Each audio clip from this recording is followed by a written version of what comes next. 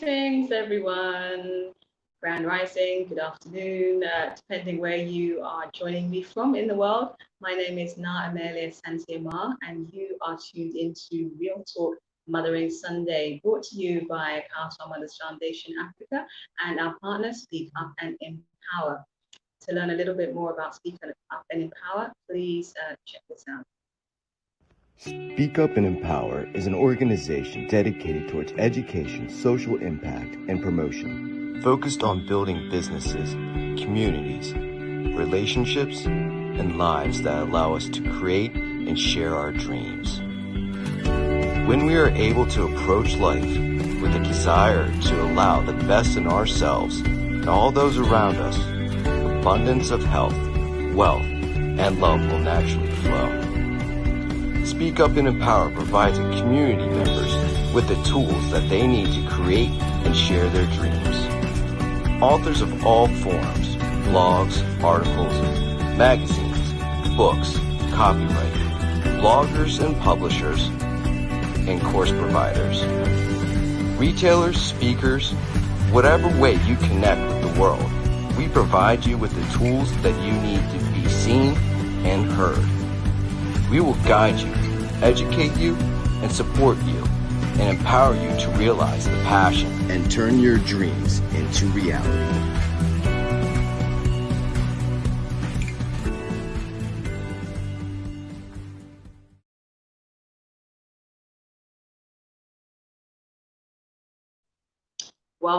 Welcome back. If you caught the beginning of that, you are actually tuned into Real Talk Mothering Sunday. Today is Sunday, the 16th of May.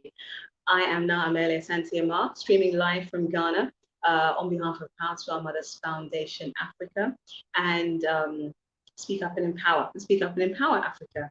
If you don't know about Power to Our Mothers Foundation Africa, we are a non-governmental organization based here in Ghana with a growing presence in the UK, Nigeria, Zambia, Kenya, Togo, and still going.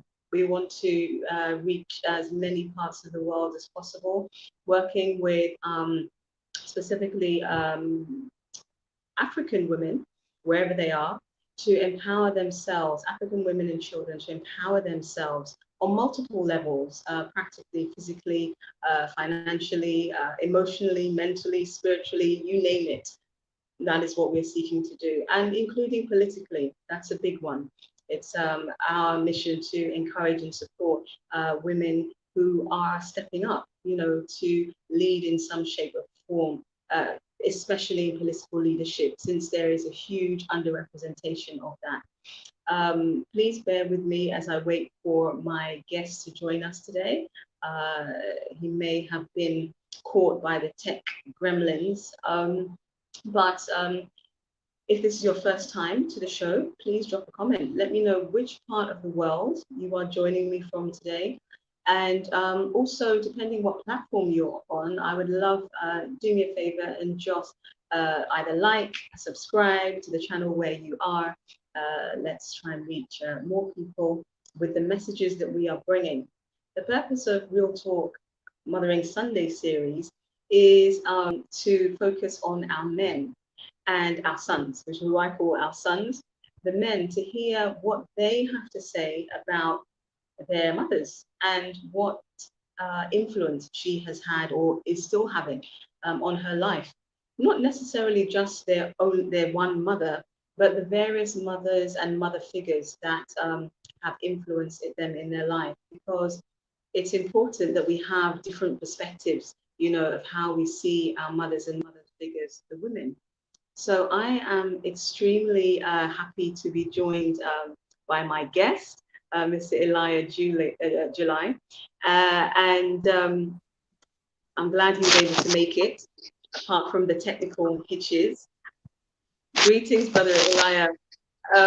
Brother Eliah July is a soul entrepreneur, very modest, as you will find out, and also co-creator of the SoulMe Movement, which are currently running a series through May, which happens to be Africa Month, where each day we speak about different experiences of African women across the globe. So without further ado, let me formally welcome Mr. Eliah July. Welcome, welcome, welcome to the platform and to the show. Greetings, thank you. You made it, you're here. Thank you. Yes. Wonderful. Well, before we get into our conversation, the main topic of today, please just tell people a little bit about yourself. Obviously, you heard me say, yes, you are a soul or a social entrepreneur, I should say, and a little bit about the SoulMe movement and what you're doing throughout the month of May. But yeah, please give us, the audience, a little introduction to yourself. Okay, thank you. I am Eliah July. I'm just a human and I love humanity. That's why I'm a social entrepreneur. Anyway, I can fill the gap within the scope of humanity. You find me there. I believe everyone is born for a purpose, and that purpose is to add value. And I look for that. I'm always searching, how can I add value? That's why I'm that social entrepreneur. In some of what I do, we have a movement, SoulMe, the human soul. The SoulMe, which simply translates the human me. So in SoulMe, we just we're looking at the affairs of women and girls, where we say women and girls are humans. So before we can even talk of gender, let's talk of their humanity. Before you can even talk of women's rights, let's just talk of human rights. If we settle human rights, we won't need to talk of the other rights. In respect to that, we also encourage them from within to believe beyond anything that they are humans first before they are any gender. Yeah, if they believe that they are humans first, they'll also start having human dreams. You know, whatever a man can dream of, they can also dream of. Whatever they think a man thinks of, they can also think of the same thing. There are no limits. So that's what we look into. And in the month of May, here in South Africa, we are celebrating Afrika month. Our Department of Arts and Culture just decided the whole month is Afrika month. So we said, as SoulMe, let's just take a virtual tour.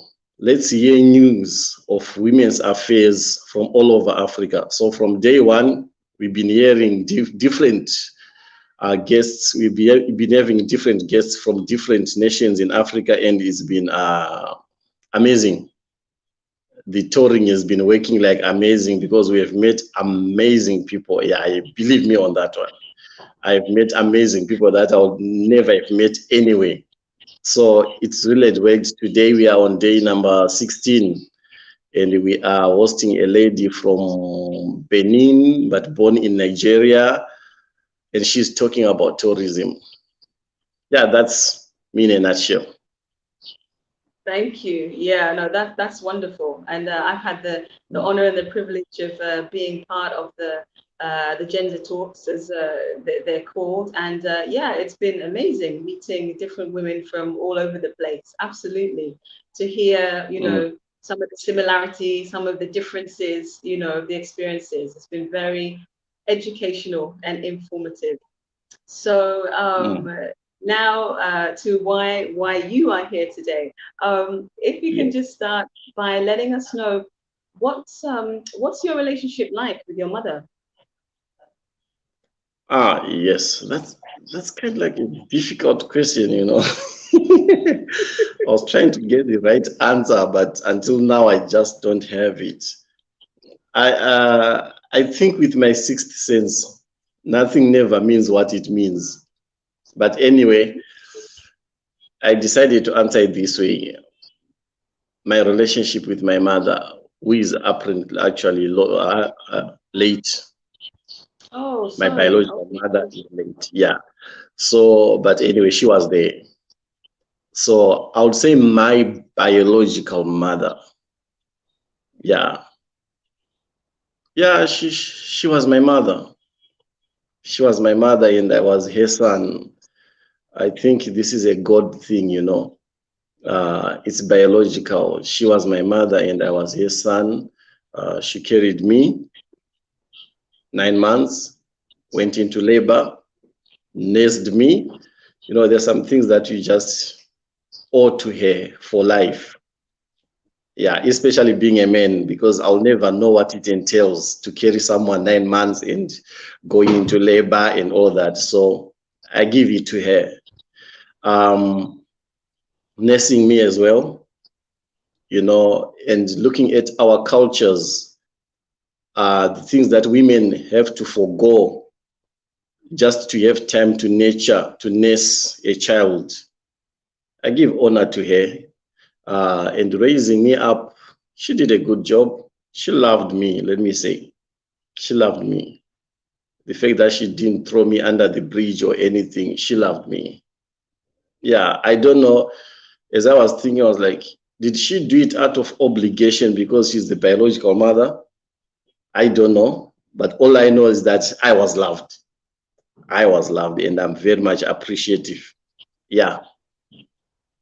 That's well, that's the important thing, that you were loved. It's almost something that we can't take for granted these days, because we're in very many different circumstances, personal circumstances, where some mothers maybe can't be the mothers that they wanted to be. So we don't take it for granted that, yes, you loved your mother loved you, she was there for you, absolutely. Mm. And for as much as she was around in your life, how would you say that the relationship you had with her kind of influenced or shaped relationships you have or had with women and girls? Okay. In relationship to the relationship I had with her, that's kind of a bit difficult on my side, because I am this free spirit, you know. Mm-hmm. I developed by rebellion in a good way.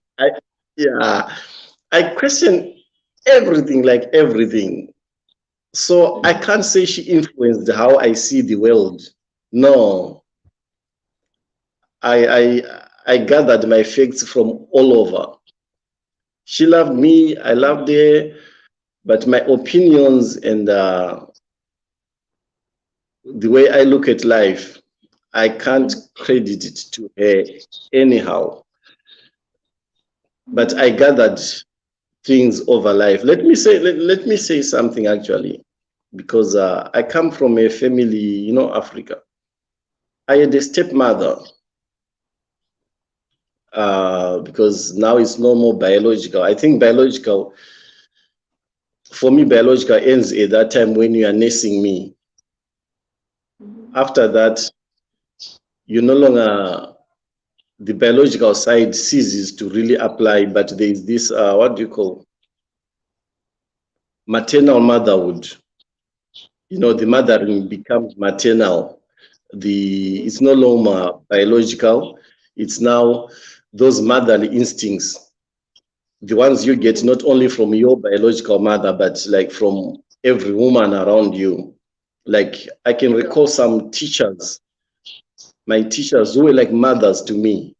You know, I can't attribute that only to my biological mother, because there are many women who made a big difference in my life.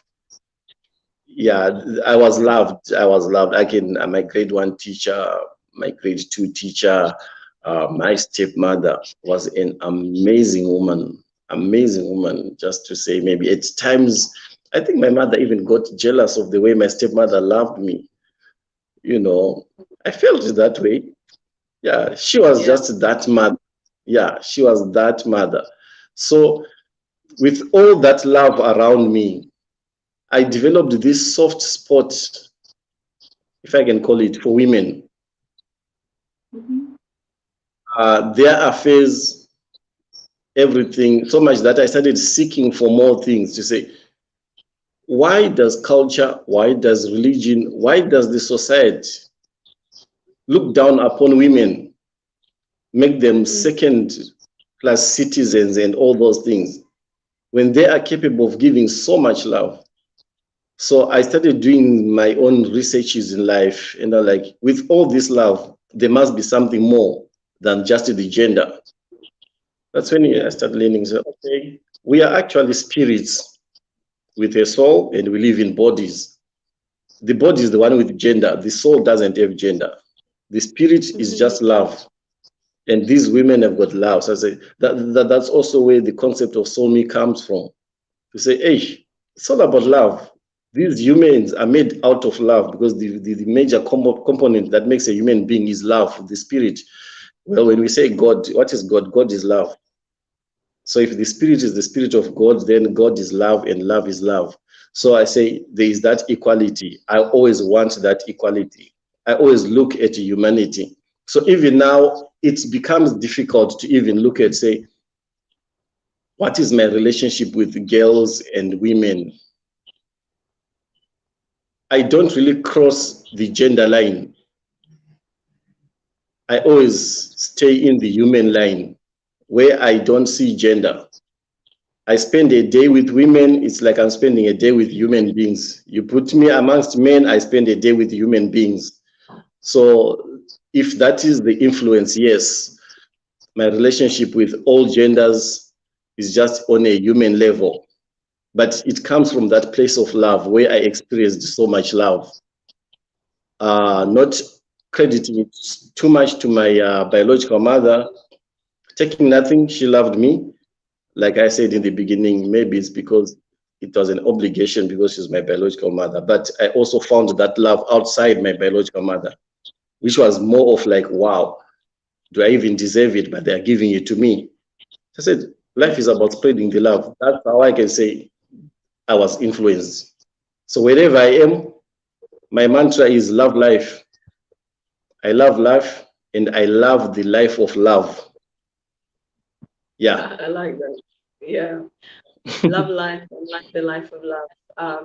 But just going back to what you were saying about seeing women as humans, I don't think anybody would disagree with that. But on the flip side, is there any issue with seeing women as women?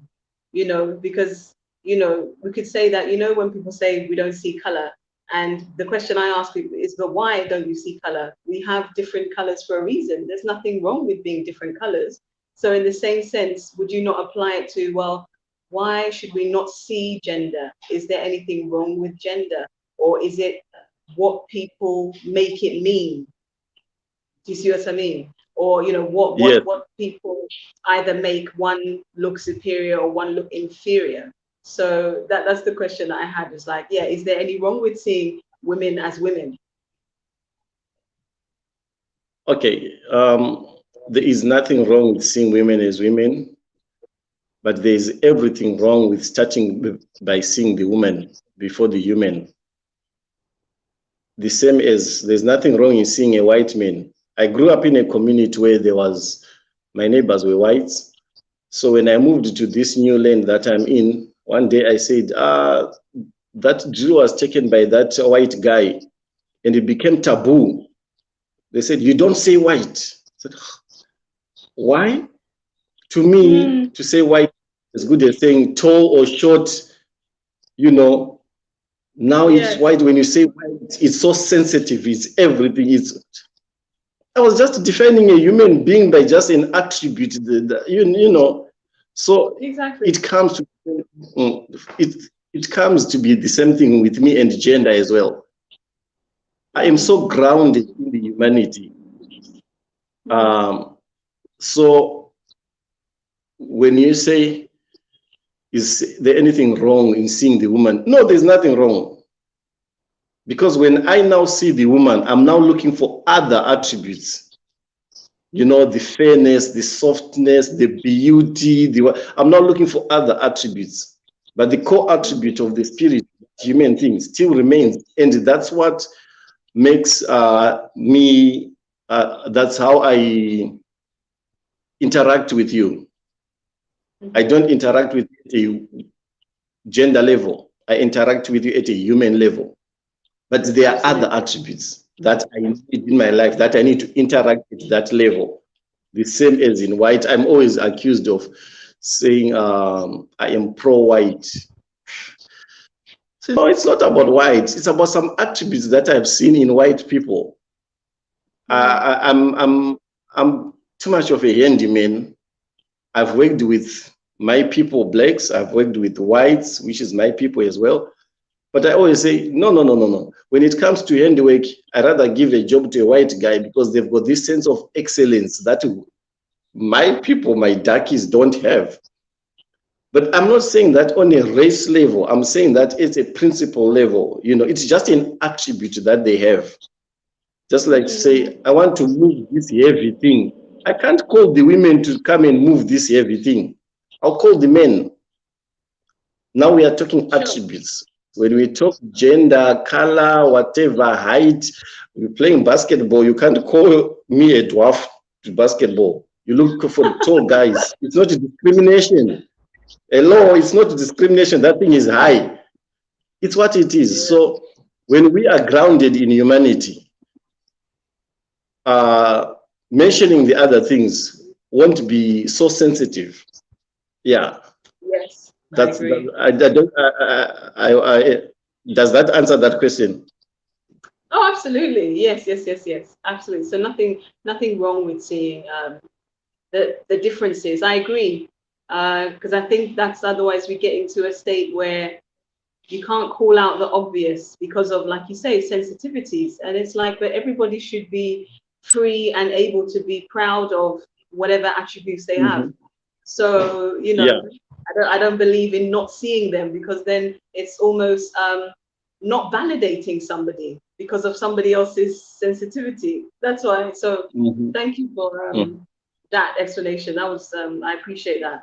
So, awesome. Like you said, you've had a number of mothers and mother figures, and maybe still do. What would you say are the key lessons, maybe the 2-3 key lessons you've learned, whether from your own, you know, biological mother or from your other mothers and mother figures? Oh gosh, key lessons. Big question. Yes, I don't know about key lessons, you know. Okay, like I say, I am like a mathematician. I'm a collector of junk.